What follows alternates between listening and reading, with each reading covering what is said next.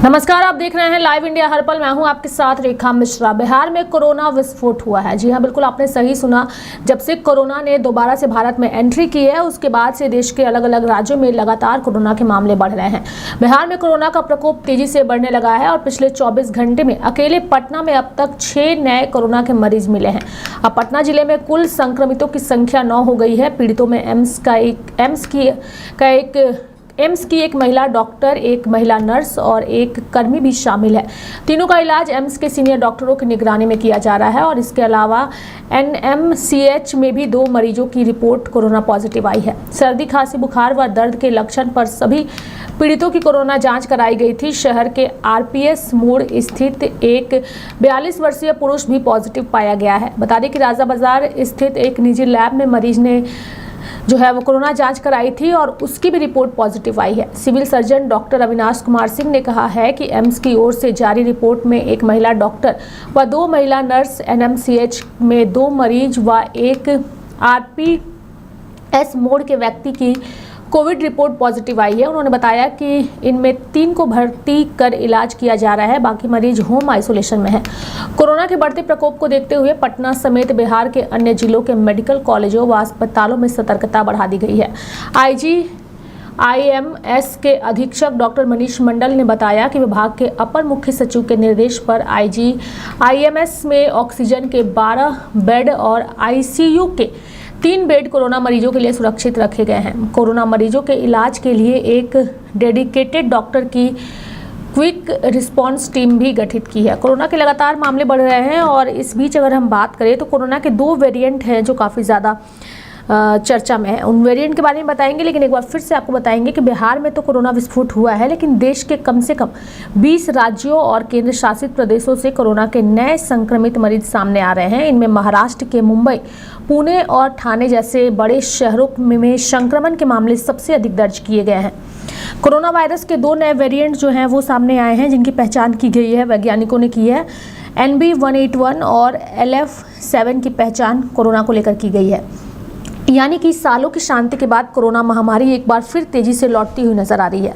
भारत के कई प्रमुख शहरों और राज्य में कोविड-19 के नए मामले लगातार बढ़ रहे हैं। दिल्ली, महाराष्ट्र, केरल, कर्नाटक, तमिलनाडु और आंध्र प्रदेश जैसे राज्यों में संक्रमण की रफ्तार जो है वो अचानक से तेज हो गई है। देश के कम से कम 20 राज्यों और केंद्र शासित प्रदेशों से कोरोना के नए संक्रमित मरीज सामने आ रहे हैं। इनमें महाराष्ट्र के मुंबई, पुणे और ठाणे जैसे बड़े शहरों में संक्रमण के मामले सबसे अधिक दर्ज किए जा रहे हैं। वैज्ञानिकों ने कोरोना वायरस के 2 नए वेरिएंट NB181 और LF7 की पहचान की है। इन नए वेरिएंट के कारण संक्रमण की दर में फिर से तेजी आने की संभावना जताई जा रही है। विशेषज्ञों का कहना है कि इन वेरिएंट्स की जांच और निगरानी के साथ साथ सावधानी बरतना आवश्यक है। कोरोना संक्रमण में फिर से बढ़ोतरी के बीच सरकार ने अस्पतालों को आईसीयू बेड, ऑक्सीजन आपूर्ति और आवश्यक उपकरणों के साथ पूरी तैयारी रखने के निर्देश दिए हैं। संक्रमण की स्थिति पर नजर रखते हुए स्वास्थ्य विभाग सतर्क हो गया है। यानी कि राष्ट्रीय राजधानी दिल्ली में पिछले 3 सालों में पहली बार 23 कोरोना संक्रमण के मामले सामने आए हैं और अधिकांश मरीज हल्के लक्षणों के साथ हैं और उन्हें गंभीर समस्या नहीं हुई है। कर्नाटक में 84 वर्षीय एक कोरोना संक्रमित व्यक्ति की मौत हुई है, जिनके पहले से कई गंभीर स्वास्थ्य समस्याएं थी। वहीं महाराष्ट्र के ठाणे नगर निगम ने बताया कि छत्रपति शिवाजी महाराज कालवा अस्पताल में इलाज के दौरान एक 21 वर्षीय कोविड मरीज की मौत हुई है। वहीं मई महीने में केरल में कोरोना संक्रमण सबसे ज़्यादा दर्ज किए गए हैं, जहां अब तक 273 लोग संक्रमित हो चुके हैं। पड़ोसी राज्य कर्नाटक में भी मामूली वृद्धि देखी गई है, जहां 35 नए मामले जो हैं वो सामने आए हैं। मुंबई में मई के महीने में अब तक 95 कोरोना संक्रमण के मामले सामने आए हैं, जो महाराष्ट्र के कुल कोविड मामलों का बड़ा हिस्सा है। तमिलनाडु में भी मई में 66 नए मामले दर्ज किए गए हैं, जिसमें वहां की स्वास्थ्य प्रणाली पर सतर्कता बढ़ा दी गई है।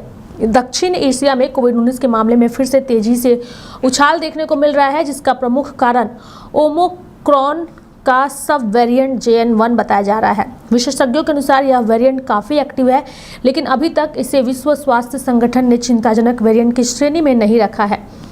JN1 वेरिएंट से संक्रमित मरीजों में आमतौर पर हल्के लक्षण देखे जा रहे हैं। ये लक्षण 4 दिनों के भीतर सामान्यतः ठीक हो जाते हैं। प्रमुख लक्षणों में बुखार, नाक बहना, गले में खराश, सिर दर्द, थकान और इत्यादि शामिल है। भारत में वर्तमान में JN.1 वेरिएंट प्रमुख स्ट्रेन जो है वो बना हुआ है, जो जांचे गए सैंपल का लगभग 53% हिस्सा है। इसके बाद BA.2 और अन्य ओमिक्रॉन सबलाइनेज का स्थान है। उसके साथ ही अगर हम बात करें NB181 और LF7 जैसे नए वेरिएंट के बावजूद अब तक कोई ठोस सबूत नहीं मिला है कि ये वेरिएंट अधिक गंभीर बीमारी या अस्पताल में भर्ती के कारण बन रहे हैं। ज़्यादातर मरीजों के लक्षण सामान्य सर्दी या फ्लू जैसे हल्के होते हैं। तो कोरोना ने जो है एक बार री एंट्री भारत में की है और देश के अलग अलग राज्यों में अब इनके मरीजों की संख्या लगातार बढ़ रही है। बिहार में कोरोना विस्फोट हुआ है और इस विस्फोट में जो है सबसे ज़्यादा जो असर है वो बिहार के जो डॉक्टर्स हैं, नर्स हैं, उन पर पड़ा है। यानी कि बिहार में कोरोना विस्फोट हुआ है और बिहार की राजधानी पटना में इसके मामले जो है वो दर्ज किए गए हैं। देखने वाली बात होगी कि आने वाले दिनों में कोरोना को लेकर के केंद्र सरकार और राज्य सरकार किस तरीके से सतर्कता बरतती है।